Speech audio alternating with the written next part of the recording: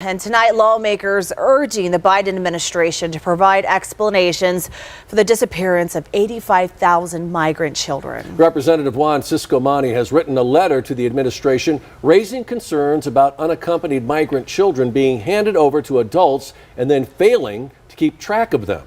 I've spent most of my life as a delivery driver. It's not a job I ever loved. My family was everything to me, but being the only one bringing in money made life incredibly hard. My wife stayed home to take care of our kids, which I was deeply thankful for, but it meant I had to work extra hard to make ends meet. The bills never seemed to stop. Rent, groceries, clothes for the kids, it all added up fast. I worked long hours, sometimes 12 hours a day, just to keep us afloat. Even then, it often felt like no matter how hard I worked, it was never enough. My kids were still young, and I promised myself they would have a better life than I did. I didn't want them to feel the same struggles I had growing up. Every extra hour of work, every late night was worth it if it meant giving them the opportunities I never had. They deserved better. Everything changed one afternoon when my phone rang. It had been 3 days since I'd worked, and the lack of a call from my boss was making me nervous. I'd already started thinking about taking a second job just to keep up with the bills. When I saw my boss's name pop up on the screen, I answered right away. "I need you to meet me at a different warehouse," he said. His voice sounded serious, which was unusual. "There's a good job for you, but I need to explain it in person." Without hesitating, I agreed and got ready to leave. The drive wasn't long, but my mind was racing the whole time. What kind of job was this? Why did he sound so urgent? When I arrived, the warehouse was massive and eerily empty, except for a few giant containers lining the walls. My boss didn't waste time. "I need you to deliver these," he said, pointing to the containers. Then he added something that stopped me in my tracks. "This job pays really well. Enough to make what you'd earn in a year, all in one day." It sounded too good to be true, but with my family's struggles, I couldn't turn it down. The next morning, I arrived at the warehouse before sunrise, ready to start the job. The air inside was cold, and the rows of massive containers seemed even bigger than I remembered. Loading the truck was no small task. Each container was so heavy it felt like it was filled with solid bricks. My back ached, but I kept pushing through, telling myself this job could change everything for my family. The drive to the delivery address was quiet, but my thoughts were anything but calm. When I finally pulled up to the mansion, I couldn't believe my eyes.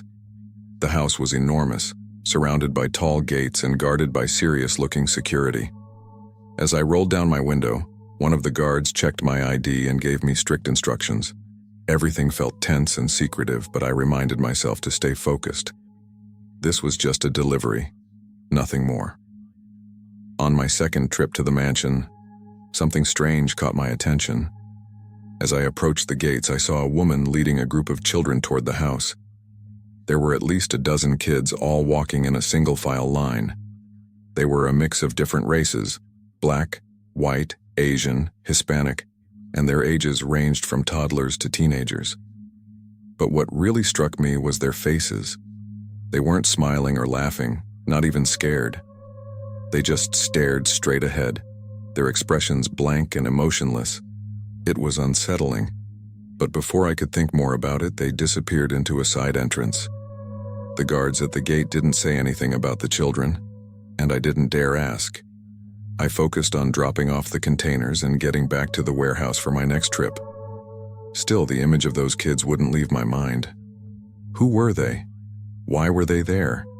And why did they seem so lifeless? Something about it didn't sit right with me. As much as I tried to shake it off, the uneasiness followed me on my drive back. I told myself to focus on the job, but deep down, I couldn't ignore the growing feeling that something was very wrong. The final delivery felt different. The tension in my chest had been building with every trip, and by now I was more anxious than ever. When I arrived at the mansion for the last time, the guards were waiting as usual. They unloaded the containers quickly and efficiently, barely saying a word. Once the truck was empty, one of them handed me a black duffel bag. "Your payment," he said flatly. Curious, I unzipped it just enough to take a peek, and my breath caught. Inside were stacks of cash, more money than I had ever seen in my life. My hand shook as I zipped the bag back up and climbed into the truck. I didn't thank them, didn't make small talk. I just wanted to leave. The weight of that bag wasn't just physical. It felt heavy with something I couldn't quite name. But I told myself it was over. When I got home, I showed the bag of cash to my wife. Her reaction was everything I had hoped for.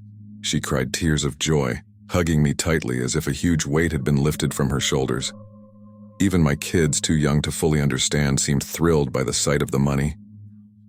For the first time in years, our family felt a sense of hope.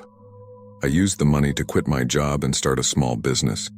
It felt like a fresh start, a chance to build the life we had always dreamed of. Years later, my world turned upside down when I stumbled upon a shocking headline: Diddy arrested for human trafficking. At first, I couldn't believe it. It had to be another exaggerated celebrity scandal, right? But as I read further, my stomach sank. The article described horrifying details, whispers of children being trafficked, secret parties and networks operating in plain sight. Memories of that delivery job came rushing back, hitting me like a freight train.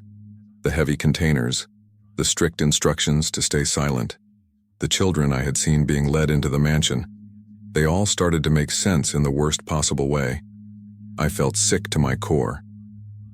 Back then, I hadn't asked questions, convincing myself it wasn't my business. But now, I couldn't stop wondering, had I unknowingly been part of something terrible? The thought chilled me more than anything I'd ever experienced. After reading that headline, I couldn't stop thinking about everything that had happened during those deliveries. The containers came back to my mind, their enormous weight, the reinforced metal, and how hard it was to move them, even with my bad back. What was inside them? At the time, I didn't ask. I convinced myself it wasn't my place to know.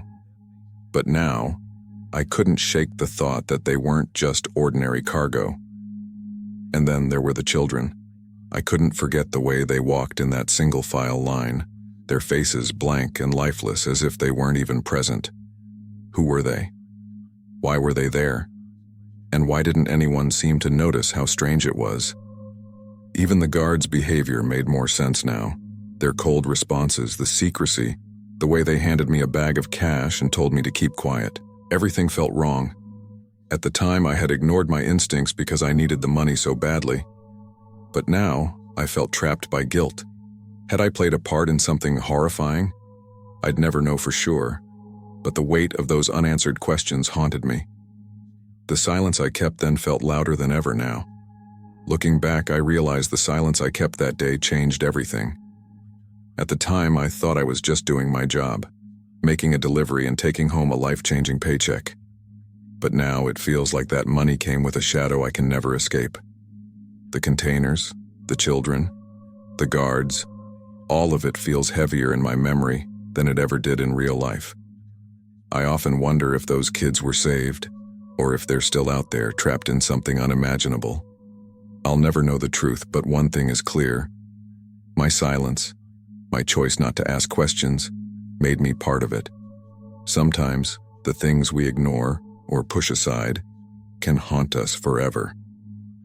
The money helped my family, but it came at a price I didn't understand at the time.